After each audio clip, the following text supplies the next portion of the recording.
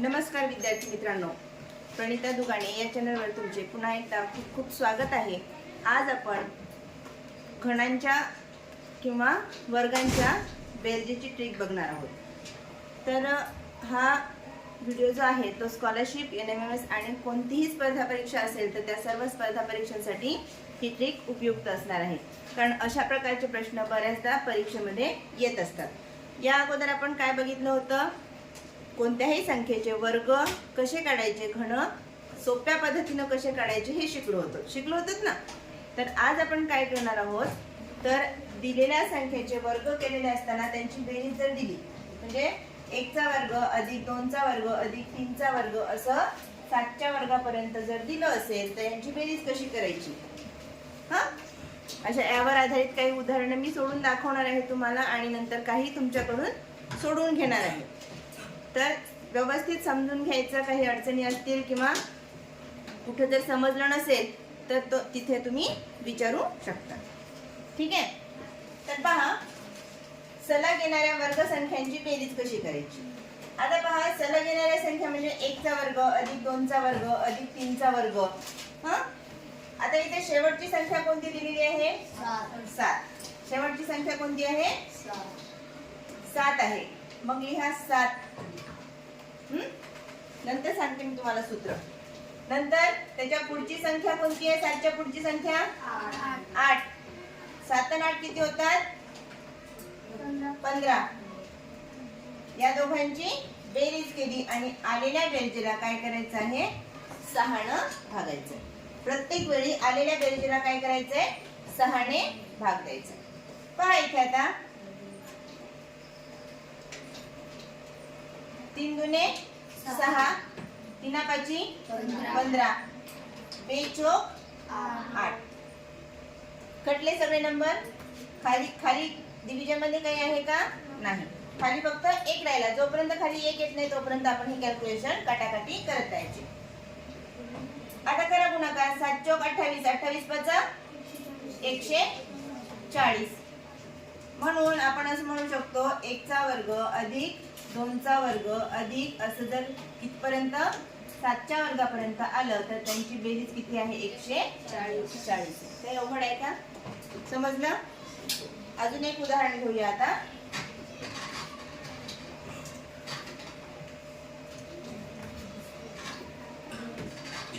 एक चा वर्ग अधिक 2 चा वर्ग अधिक 3 चा वर्ग अधिक 4 चा वर्ग अधिक 5 चा वर्ग बरोबर किती येईल? मग शेवटची संख्या शोधायची। शेवटची संख्या कोणती आहे? 5। मग 5 च्या पुढची संख्या 6, दोघांची बेरीज 11। या तिघांचाही गुणाकार करायचा आणि छेदामध्ये 6 लिहिले। आता अंशात 6 आहे, छेदात 6 आहे, कटले 11 पाचा 55। आहे काय अवघड? सोपं आहे ना? असं जर आपण असा प्रश्न आलाय की सर्वात प्रश्न काय पडतो आपल्याला की कसं सोडू, हो की नाही? पण जेव्हा आपल्याला ट्रिक माहित झाली तेव्हा आपल्याला हे प्रश्न आता सोपे वाटतात। कळलं? पूर्ण झाल्यानंतर आपण काही होमवर्क साठी क्वेश्चन देऊया। त्यानंतर सलग येणाऱ्या समसंख्यांची बेरीज आणि विषम संख्यांची बेरीज। सलग येणाऱ्या संख्यांची बेरीज समजलं तुम्हाला? सलग येणाऱ्या नैसर्गिक संख्यांची बेरीज आपण करतो की नाही? पहिली संख्या शेवटची संख्या गुणिले त्याच्या पुढची संख्या, ही झाली सलग येणाऱ्या संख्यांची बेरीज। मग त्याचप्रमाणे आपण सलग येणाऱ्या वर्ग संख्यांची सुद्धा बेरीज केली, फक्त काय केलं? त्याला 6 ने भागाकार केला। इथपर्यंत समजलं? त्यानंतर आता पुढची जी ट्रिक आहे आपली ती सलग येणाऱ्या सम आणि विषम संख्यांची बेरीज कशी करायची। सलग येणाऱ्या सम आणि विषम संख्यांची बेरीज करत असताना पहा, इथं पहिली संख्या कोणती घेतलेली आहे? 2 चा वर्ग अधिक 4 चा वर्ग अधिक 6 चा वर्ग समसंख्या आहे। आता यांची बेरीज करत असताना सुरुवातीला शेवटची संख्या कोणती आहे? 6 गुणिले 6 च्या पुढची संख्या 7 च्या पुढची संख्या भागिले 6 भागिले 6। मग आता हे 6 कटले, किती राहिले? 7 आणि 8, 7 8 56. काही अवघड आहे का? आता हे जर सूत्रानं गेलं तुम्ही तर सूत्र लक्षात ठेवायलाच अवघड जाते. त्यामुळे सूत्र सांगत नाही मी तुम्हाला, फक्त ट्रिक सांगत आहे. काय करायचंय? शेवटची संख्या, शेवटच्या संख्येच्या पुढचा अंक आणि त्याच्याही पुढचा अंक, हे या पद्धतीने जर तुम्ही केलात आणि जास्तीत जास्त तुम्ही सराव करून बघितलात तर तुम्हाला ह्या संख्यांची बेरीज करायला अवघड जाईल का? जाणार नाही. त्यानंतर आपण पुढचा प्रश्न घेतलेला आहे 2 चा वर्ग अधिक 4 चा वर्ग अधिक 6 चा वर्ग अधिक 8 चा वर्ग अधिक 10 चा वर्ग. मग आता शेवटची संख्या कोणती आहे? 10. 10 च्या पुढची संख्या 11. 11 च्या पुढची संख्या 12 भागिले 6 1 6 6 दुने 12. खालची संख्या कटेपर्यंत काय करायचंय? आपल्याला भाग द्यायचा आहे. बाकी मग नंतर आपलं काम सोपं होतं. मग हे बाकी राहिलेल्या संख्यांचा गुणाकार करा. 10 गुणिले 11 110. 110 दुने किती होतात? 220. समजलं आता? आता एक प्रश्न देऊ तुम्हाला मी. 2 चा वर्ग ते 8 चा वर्ग काय झालं? कुठं काय समजलं? 6नच भागायचंय त्याला, ते सूत्रामध्ये आहे. 6नच भागायचे, ते सूत्रामध्ये आहे. फक्त मी तुम्हाला सूत्र सांगितलेलं ते ट्रिक्स आहेत. आता 2 चा वर्ग ते 8 चा वर्ग यांची बेरीज सांगा बरं.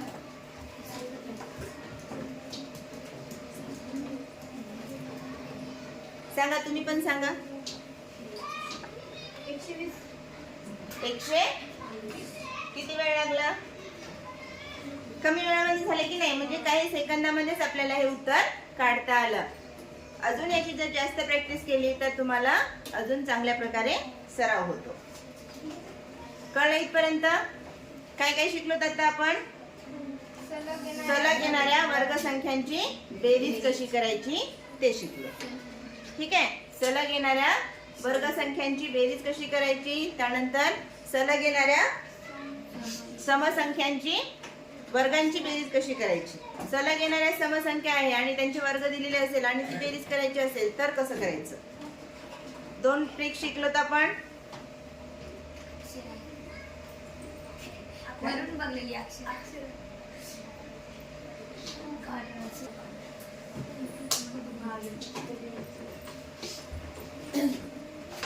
सलग येणाऱ्या सम आणि विषम संख्यांची बेरीज आता येते. समसंख्यांची बेरीज शिकलोत, आता विषम संख्यांची बेरीज बघायची आहे. आता विषम संख्या कोणत्या आहेत? मग विषम संख्या कोणत्या वर्गाची बेरीज? 1 चा वर्ग अधिक 3 चा वर्ग अधिक 5 चा वर्ग बरोबर किती? काय करायचंय? शेवटची संख्या घ्यायची आहे 5, त्याच्या पुढची संख्या 6, त्याच्या पुढची संख्या 7 करायची भागिले 6. हे 6 कटले 7 8 56. जर तुम्हाला बरोबर वाटत नसेल तर तुम्ही कॅल्क्युलेटरवर चेक करू शकता. 1 चा घन 1 चा वर्ग अधिक 35. हा 7 35. 5 आणि 7 मी 8 मला 8 वाटले म्हणून मी 7 8 56 केले. 7 5 35. पहा, जर आपण मेथडने गेलं तर 1 चा वर्ग 1 अधिक 3 चा वर्ग 9 अधिक 5 चा वर्ग 25. हे किती होतात? 9 1 10, 10 आणि 25 आलं? बरोबर आलं? मग आता एक तुम्ही करा, एक मी केलं, आता तुम्ही एक करा. 1 चा वर्ग अधिक 3 चा वर्ग अधिक 5 चा वर्ग अधिक 7 चा वर्ग बरोबर किती? समोरून कोण करताय?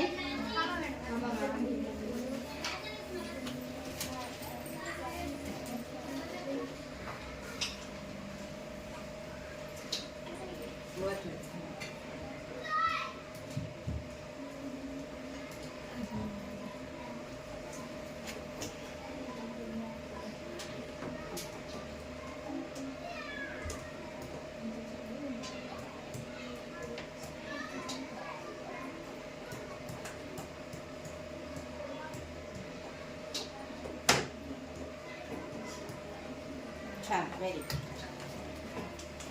समजलं इथपर्यंत? आता काय काय बघितलं आपण? समसंख्या सलग येणाऱ्या संख्यांच्या वर्गांची बेरीज बघितली, त्यानंतर सलग येणाऱ्या समसंख्यांच्या वर्गांची बेरीज बघितली आणि सलग येणाऱ्या विषम संख्यांच्या वर्गांची बेरीज बघितली. आता आपल्याला काय करायचं आहे? सलग येणाऱ्या संख्यांच्या घनांची बेरीज बघायची. काय बघायची? सलग येणाऱ्या संख्यांच्या घनांची बेरीज बघायची. आता ते कसं करायचं मग?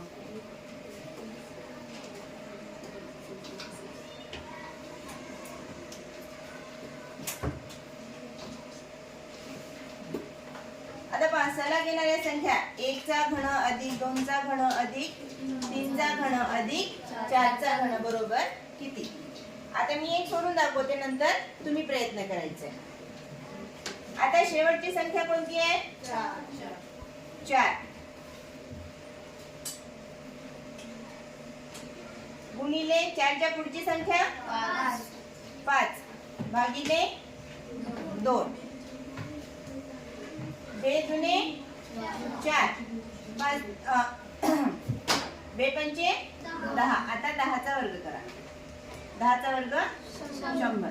म्हणजेच 1 चा घन अधिक 2 चा घन अधिक 3 चा घन अधिक 4 चा घन, याचं उत्तर किती आलेलं आहे?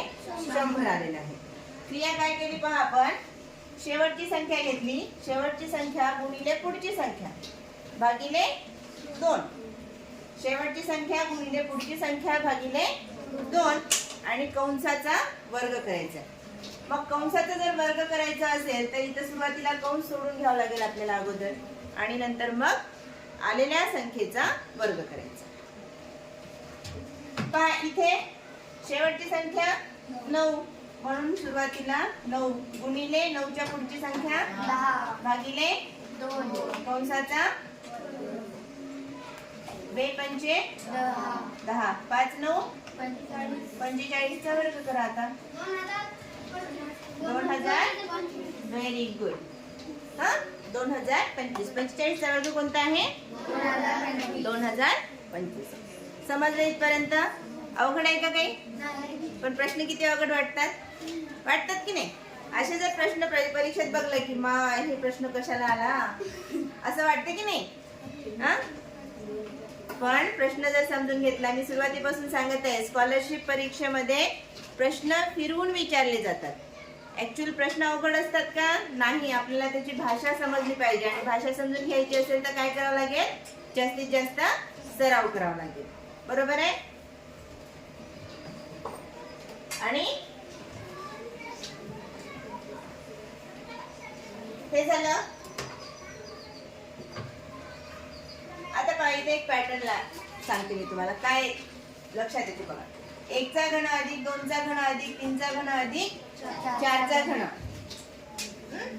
1 चा घन 1. आता 1 अधिक 2 चा घन किती? 1 चा घन 1 आणि 2 चा घन 8, म्हणजे इथं 9. 8 ने 9 असं जर दिलं तर हे किती आहे? 1 आणि 2 3. 3 चा वर्ग 9. 1 आणि 2 3. 3 आणि 3 6 चा वर्ग. उत्तर काढायचे मी डायरेक्ट. जर 1 चा घन अधिक 2 चा घन अधिक 3 चा घन दिलेला असेल तर कसं करायचं? आता इथे 1 चा घन अधिक 2 चा घन अधिक 3 चा घन अधिक 4 चा घन आहे, तर सरळ सरळ या संख्यांची बेरीज सुद्धा करून घेऊ शकता. 1 आणि 2 3. 3 आणि 3 6. 6 आणि 4 10. 10 चा वर्ग किती? 100. या ट्रिकने सुद्धा काढू शकता. पॅटर्न लक्षात घ्या. 1 चा घन 1, या दोघांची बेरीज करा, त्याचा वर्ग. या दोघांची बेरीज त्याचा वर्ग. या तिघांची बेरीज त्याचा वर्ग.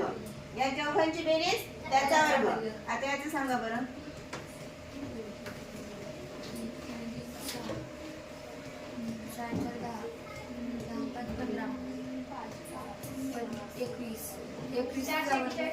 चारशे 41. Very good. 21 चा घन 441. इथपर्यंतची बेरीज तर आपल्याला माहिती ना, 10 आली. पुढे किती आले? 11. 10 11 21. 21 चा वर्ग 441. काय अवघड आहे का? समजलं ट्रिक्स मग? नक्की? अजून काय राहिलं का बघू आपलं? काय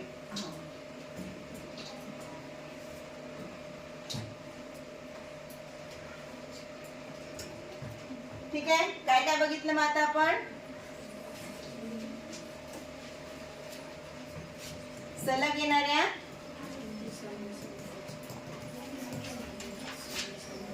संख्यांच्या वर्गांची बेरीज बघितली.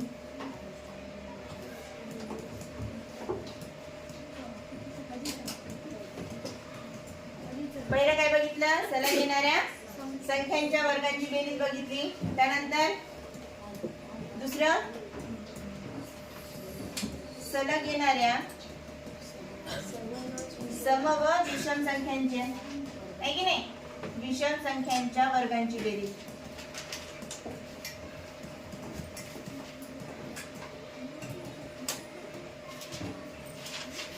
त्यानंतर सलग येणाऱ्या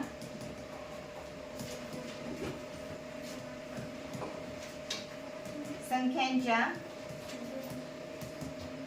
घनांची बेरीज.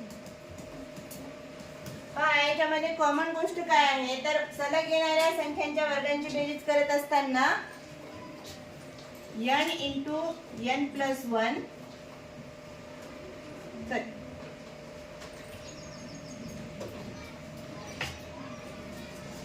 n इंटू 2n प्लस 1 भागिले 6 हे सूत्र वापरायचं आहे. कोणतं?